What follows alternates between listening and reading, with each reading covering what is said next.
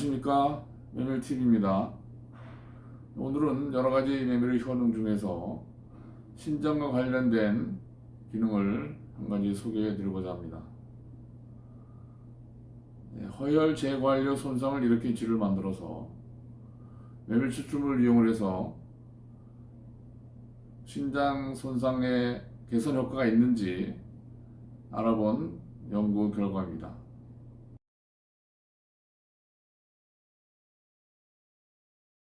메밀의 인체 효능에 관한 여러 가지 내용 중에서 오늘은 신장 관련한 내용을 소개를 해드리고자 합니다. 결론적으로 말씀드리면 메밀 추출물이 신장 손상을 개선하는 효과가 있다 하는 내용이 되겠습니다.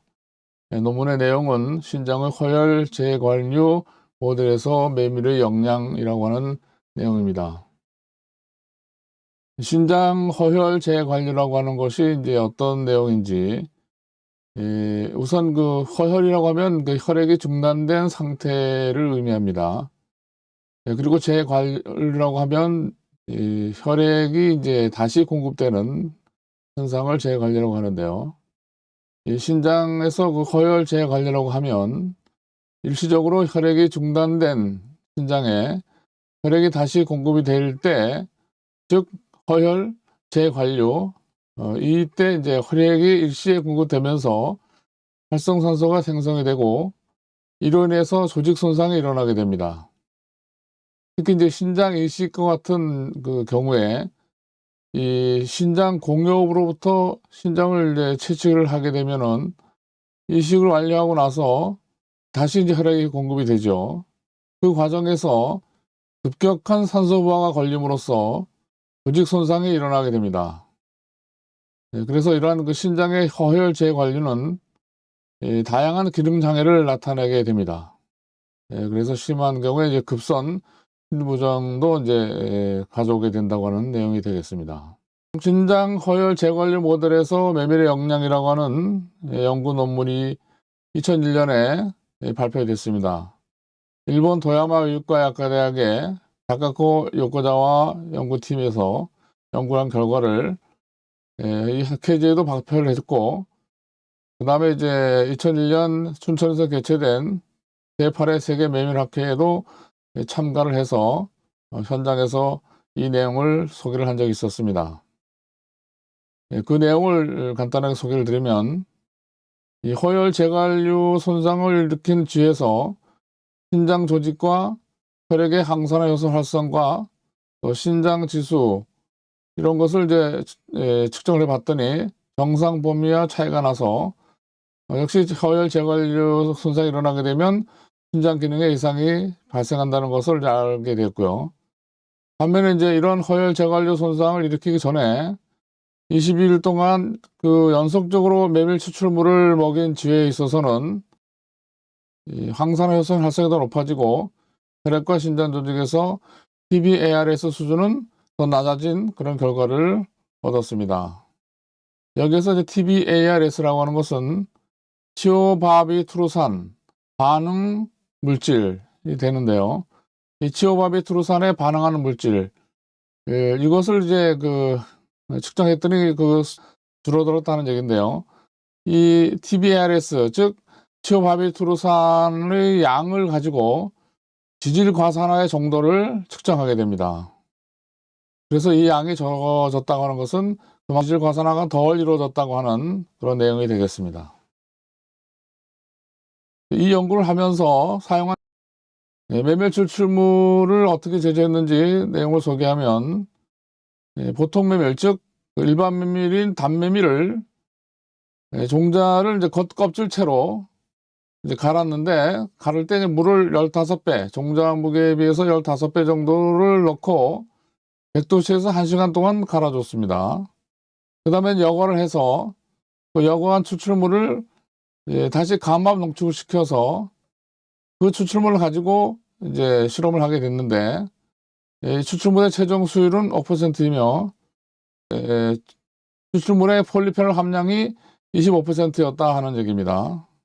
그래서 그 폴리페놀은 주로 어떤 물질인가를 이제 조사해 보니까 카테킨과 에피카테킨의 올리고모가 80%, 그다음에 카테킨이 0.21%, 에피카테킨 0.04, 케르세틴 0.01, 루틴 0.02, 하이퍼로사이드 0.25, 이런 그 비율로 구성된 폴리페놀을 함유한 것을 알 수 있었습니다. 이 실험을 한 결과를 소개를 드리면, 먼저 그 허혈 제거관리 후 산소종 제거 효소에 대한 메밀 추출물의 영향을 살펴본 겁니다. 이 표에서 보면 정상지가 있는데, 정상지는 이제 그 허혈 제거관리로 손상을 일으키지 않은 지고, 그 다음에 이제 허혈 제거관리 손상지를 가지고 이제 또 실험을 했는데, 이 허혈 제거관리 손상지에 이제 그 메밀을 안 먹인 것이 대조구고, 허혈 제거관리 손상에 킬로그램당 100mg을 먹인 그 메밀 추출물을 먹이는 것과, 그 다음에 이제 킬로그램당 200mg의 메밀 추출을 먹인 이 쥐를 가지고 SOD, 즉 그 수프락사이드 디스뮤타제, 그 다음에 카탈라제, 그 다음에 글루타치온 페로시다제 활성을 이제 조사를 했는데, SOD 보면 정상지는 이제 그 16.64 였는데 비해서 허혈 제거관리 손상을 일으킨 줄은 이제 SOD의 활성이 이제 이렇게 낮죠. 그런데도 이제 메밀을 안 먹인 대조구에 비해서는 이제 그 메밀 추출을 먹이면 이렇게 좀 활성이 좀 높아집니다. 이렇게.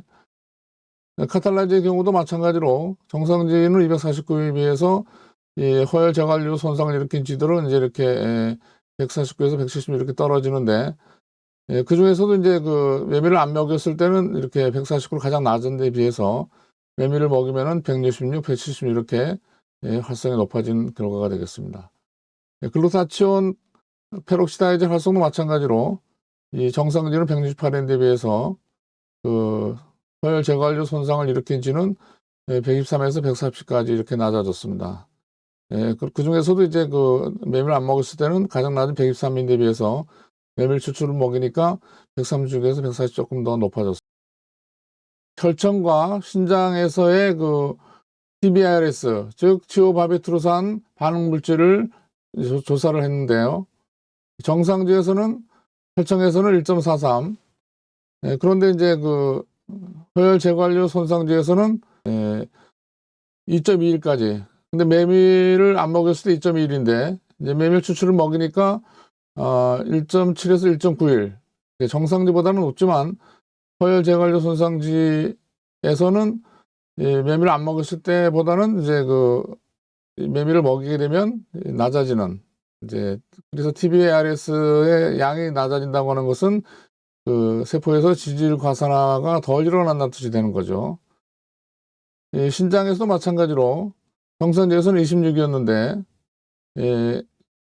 허혈 제거관리 손상지에서는 37에서 59까지 이렇게 TBRS의 양이 이제 늘어났습니다.